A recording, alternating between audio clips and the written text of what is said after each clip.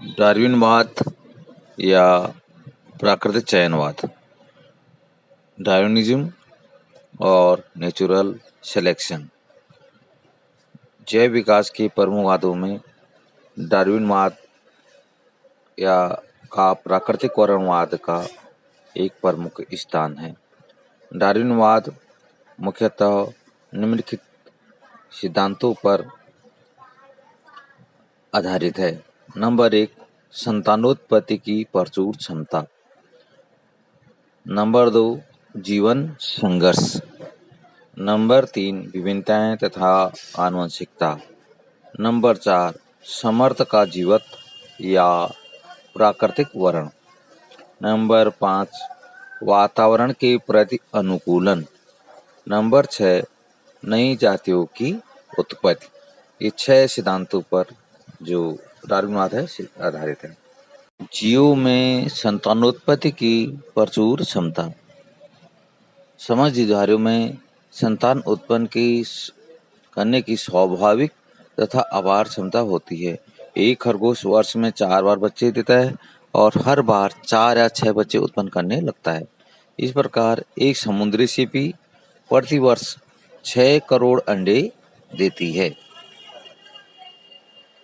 यदि समस्त अंडों से बच्चे निकल आए और समस्त जीवित रहें तो जीवों की संख्या में रेखागणितिक अनुपात में वृद्धि होगी और कुछ वर्षों में पृथ्वी पर इन जीवों से खाली स्थान नहीं बचेगा। सभी जगह पे यही जीव दिखाई देंगे। हाथी में संतानोत्पत्ति की दर सबसे कम होती है। एक हथिनी 30 से 90 वर्ष की आयु में लगभग 6 संतान पैदा करती है। यदि यह सभी संतानें जीवित रहती हैं तो कुछ हजार वर्षों में सारी पृथ्वी हाथी और हथिनियों से ढक जाएगी, यानी हाथियों से ढक जाएगी। आबादी की संख्या में संतुलन। इस प्रकार से आबादी की संख्या में संतुलन बना रहता है। इतनी बड़ी संख्या में संतानोत्पत्ति के बाद भी प्रत्येक जाति की आबादी लगभग स्थिर रहती है, क्योंकि समस्त अंडों से बच्चे नहीं बन पाते। जैसे सीपियों के अंडों को मछलियां खा जाती हैं और शेष अंडे से निकले बच्चे अन्य जंतुओं का आहार बनते हैं।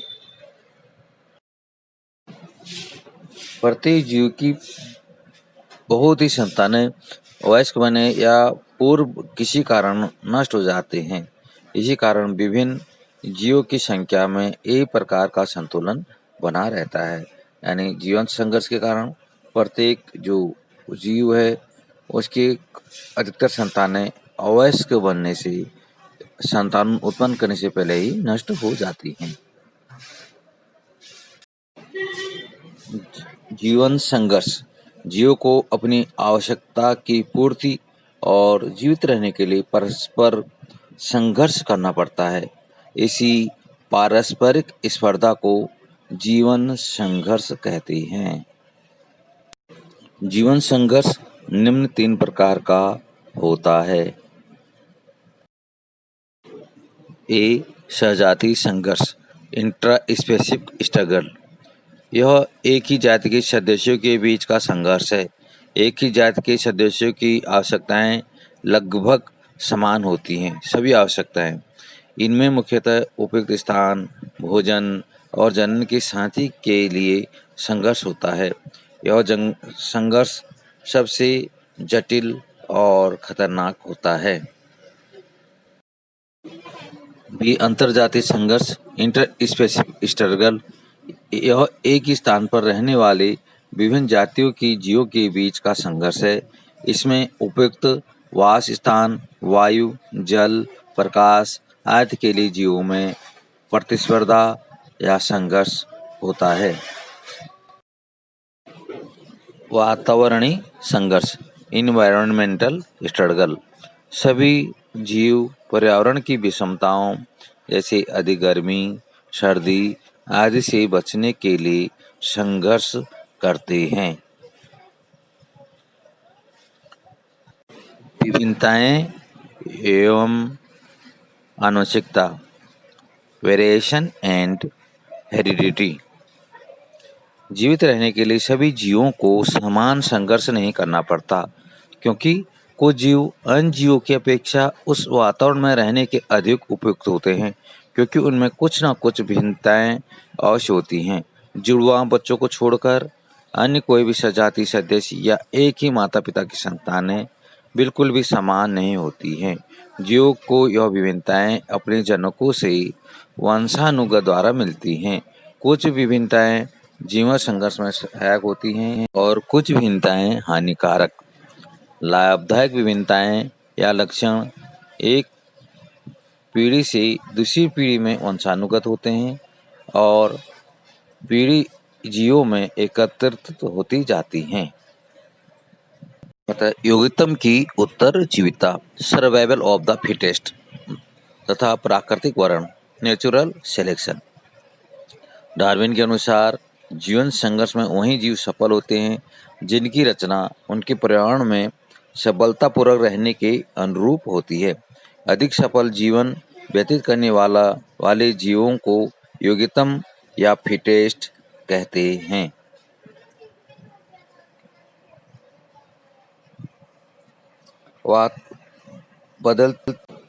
वातावरण के प्रति अनुकूलन, एडेप्शन टू चेंजिंग एनवायरनमेंट। योग्यतम जीवों की जनन क्षमता अधिक होती है और स्वस्थ संतान उत्पन्न करके वंश या जाति को चलाने में अधिकतम योगदान देते हैं। अतः इस प्रकार के जीव जीवन संघर्ष में सफल होकर योग्यतम या फिटेस्ट सिद्ध होते हैं। इसी को डार्विन ने प्राकृतिक चयन कहा।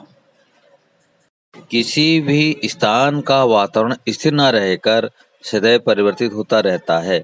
वह वातावरण में रहने के लिए जीवों को भौतिक वातावरण जैसे नमी, सूखा, तूफान, शीतल से जूझना पड़ता है।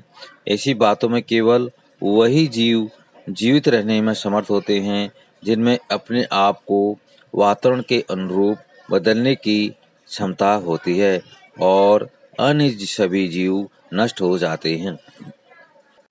जैसे जुरासिक काल में विशाल डायनासोर सरीसृप का एक साथ राज्य था, किंतु वे अपने आप को वातावरण के साथ अनुकूल नहीं कर पाए और नष्ट हो गए, जबकि अन्य छोटे जीव और अन्य छोटे रेप्टाइल्स अपने आप को वातावरण के अनुसार बदल लिया और वे आज भी जीवित हैं। नई जातियों की उत्पत्ति, origin of new species. Darwin के अनुसार जीवों में विविधता है, पीढ़ी दर पीढ़ी एकत्रित होती रहती हैं, जिससे जीव अपने पूर्वजों से चेंज होते जाते हैं। धीरे धीरे अपने पूर्वजों से आए इतने भिन्न हो जाते हैं कि उनको नई जाति का स्थान दिया जाता है। इसी के आधार पर डार्विन ने जाति के उद्भव का सिद्धांत प्रतिपादित किया, यानी ऑरिजिन ऑफ स्पीशीज। जैसे शेर,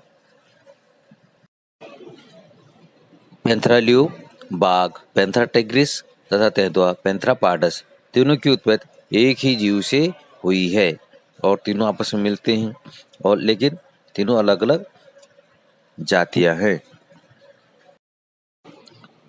डार्विन ने अपने वाद के पक्ष में जिराफ का उदाहरण दिया। उनके अनुसार जिराफ के पूर्वज अलग अलग ऊंचाई के थे। जब घास समाप्त होने लगी तो केवल वही जिराफ जीवित रहे जिनकी गर्दन लंबी थी। धीरे धीरे बार बार ऐसे चयन होते होते वर्तमान जिराफ की उत्पत्ति हुई और छोटे गर्दन वाले जिराफ नष्ट हो गए। दिए गए चित्रों में दिखाया गया है कि जिराफ अलग अलग ऊंचाई के गर्दन वाले हैं और जो छोटी गर्दन वाले जिराफ हैं, जब उन्हें घास नहीं मिल रही तो वे भूख से मर जा रहे हैं और केवल लंबी गर्दन वाले जिराफ घास पेड़ों से घास ले रहे हैं और जीवित बच रहे हैं।